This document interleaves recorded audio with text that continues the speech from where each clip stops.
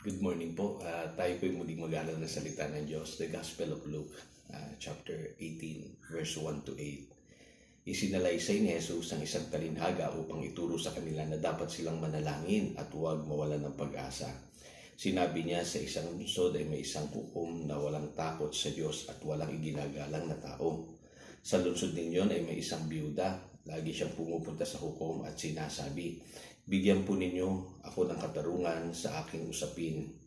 Tinanggihan siya ng hukom sa loob ng mahabang panahon, ngunit nang magtagal ay sinabi ng hukom sa sarili, "Kahit ako'y walang takot sa Diyos at walang ginagalang na tao, ibibigay ko na ang katarungang hinihingi ng biyudang ito sapagkat lagi niya akong ginagambala at baka mainis pa ako sa kapupunta niya rito."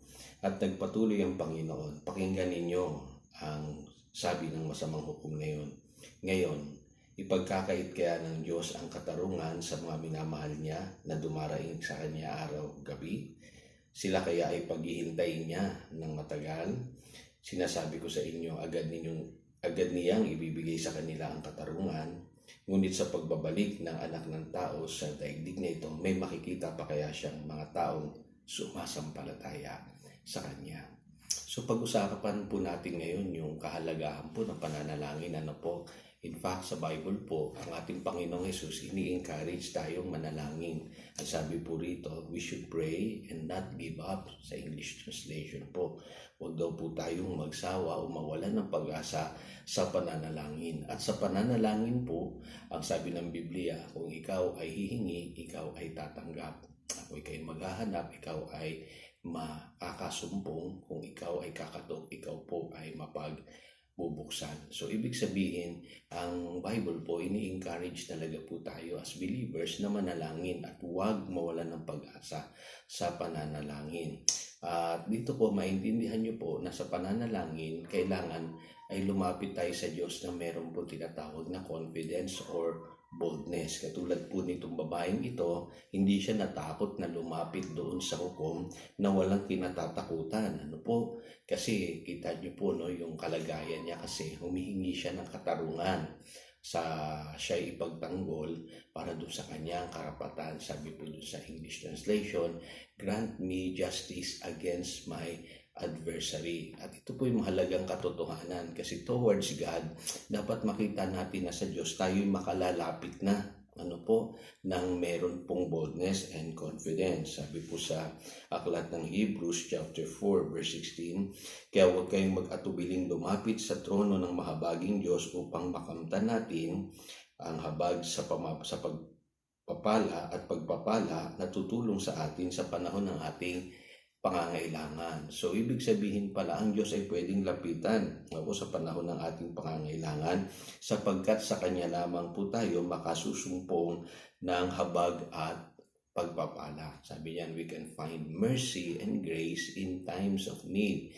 Kaya lang, sabi ng Biblia, we can only come to the Father to His Son Jesus. Kaya kailangan ang isang tao ay meron munang ugnayan kay Jesus. Siya muna ay maging anak ng Diyos, pang magkaroon siya nitong privilege na ito na makalapit sa Ama with boldness and confidence. Okay? Pangalaw po, towards the enemy naman, makikita natin, kaya tayo dapat manalangin, ay may diablo po. At ang diablo po ay pinipilit na agawin ang mga pagpapalang dapat sana sa anak ng Diyos. Ngunit alam niyo po, ang diablo, mandaraya po siya at magnanakaw. Ayaw niya po na tayong mga Kristiyano ay tayong mga believers ay ma-enjoy natin yung fullness ng blessing na para sa atin ay nilaan ng Diyos. Kaya nanakawin niya ang pilit upang tayo po ay malayo sa Diyos. Dadayain niya tayo, tigit sa lahat, ay yung ating mga panalangin pagka nakita na natin na hindi naman natin na nararanasan sa ating buhay, ay magpapadala siya ng kasinungalingan na para bagang ang Diyos ang may kasalanan kung bakit hindi tayo napapagpala sa buhay na ito. Ang Diyos po, gusto niya yung kanyang paghahari ay maranasan po natin dito sa lupa. Sabi po ng Matthew chapter 6 verse 9 to 13. Gustong-gusto ng Panginoon na siya ang makapaghari sa buhay ng tao para maranasan ng tao yung pagpapalang inilaan ng Diyos para sa Kanya sa pamamagitan ni Kristo Jesus.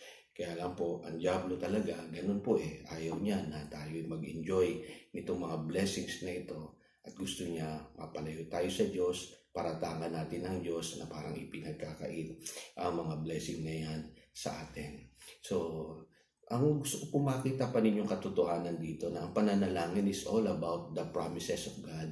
Kasi po sa every time na lumalapit po tayo sa Diyos, meron po tayong binabanggit ng mga karapatan natin laban sa ating mga sa ating kaaway o sa diablo. At napakahalaga po nun kasi we can only overcome sa buhay na ito sa pamamagitan po ng mga pangako ng Diyos. Sabi po sa aklat ng 2 Pedro, ganito po.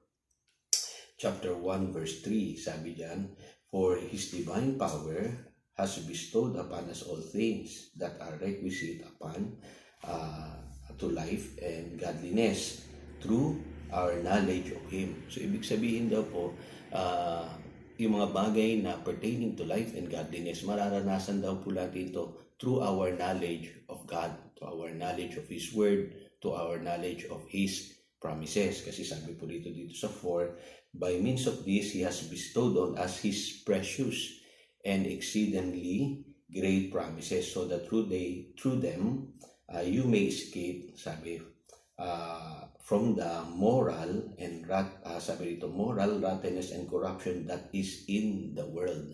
So malalabasan lamang po natin yung mga kabulukan at yung kapahamakan na meron sa mundong ito sa pamamagitan po ng mga promises ng Diyos. Kaya sabi ng Panginoon sa John 15 verse 7, "If you remain in me and my words remain in you." Napakahalaga po ng Word of God every time we pray kasi that is where we can claim yung para sa atin. Pag alam natin yung para sa atin, pwede natin sabihin sa Diyos, "Lord, grant me justice against my adversary." I-impose mo yung kalooban mo sa buhay ko at hindi yung kalooban ng diablo ang mangyari sa buhay ko. Napakahalaga po niyan, It's all about the promises of God. At makikita po ninyo na when we have to fight a good fight of faith. Yun ang sinasabi ng 1 Timothy chapter 6 verse 12, hindi dapat po tayo papayag hanggat hindi naibibigay sa atin yung katarungan. Sabi sa Hebrews chapter 6 verse 12, pakinggan po ninyo ito, sabi rito, "Kaya't huwag kayong maging tamad," kasi marami po sa atin nawawalan ng gana manalangin pagka hindi na sinagot yung ating panalangin, maayaw na kagad tayo. Sabi rito, "Kaya't huwag kayong maging tamad, tularan ninyo mga taong dahil sa kanilang pagtitiis at pananalig sa Diyos ay tumatanggap ng mga ipinangako niya." So, ibig sabihin, naroon pa pala sa pagtitiis, pagtitiyaga, pananalangin ang sikreto upang tayo ay tumanggap. Kasi labanan po yan it's a battle between the kingdom of God and the kingdom of the enemy. Kailangan mangyari sa atin yung kalooban at paghahari ng Diyos sa ating mga buhay. At dito isinalarawan na yung Diyos dito, hindi siya katulad ng judge na masama, na walang kinatatakutan, Diyos man o tao. Dito binanggit na yung Diyos na ating pong tinatawagan. Sabi po rito, "Sinasabi ko sa inyo, agad niyang ibibigay sa kanila ang katulungan." Diba? Ipagkakait kaya ng Diyos ang katarungan sa mga minamahal niya, dumaraing sa kanya araw-gabi. Sila kaya'y paghihintayin niya ng matagal. Sinasabi ko sa inyo, agad niyang ibibigay sa kanila ang katarungan. Kasi ganyan po ang Diyos natin. Once we operate by faith, lagi niyo pong tatandaan, it's always been by faith, At lagi tayong aangkin ng pangako ng Diyos. At sabi, ang pananampalataya kasi yan yung pinanghahawakan mo kung ano yung para sa iyo at hindi ka papayag na ito ay agawin sa iyo ng diablo, makakamtan mo yung sagot sa iyong mga panalangin. And I will end with this verse. Sabi po dito sa Hebrews chapter 10 verse 35 hanggang 39. Sabi rito, "Kaya't huwag kayong mawawalan ng pananampalataya sa Diyos sapagkat dakila ang naghihintay na gantimpala para sa inyo. Kinakailangan kayo magtiis upang masunod ninyong kalooban ng Diyos at matanggap ninyo ang kanyang ipinangako. Sapagkat kaunting panahon na lamang, hindi na magtatagal at ang darating ay darating na. Ang matuwid kong lingkod ay mabubuhay sa pamamagitan ng pananampalataya. Ngunit kung siya itatalikod, hindi ko siya kalulugdan. Ngunit hindi tayo kabilang sa mga tumatalikod at napapahama, kundi sa may mga pananampalataya at naliligtas. Kaya sinabi ng Panginoon sa bandang huli, sinin niyo po rito, no? Ngunit sa pagbabalik ng tao sa daigdig na ito, may makikita pa kaya siya mga taong sumasampalataya sa Kanya. Kaya alam niyo mga magulang, mga kapatid, kung talagang may pananampalataya tayo sa ating pananalangin, tayo ay tatanggap ng sagot sa ating pong mga hinihingi mula sa Diyos, as long na ito po'y nakapaloob sa Kanyang mga ipinangako sa ating sa Kanyang salita. Again, pagpalain ka ng Panginoon sa umagang ito. In Jesus' name, God bless.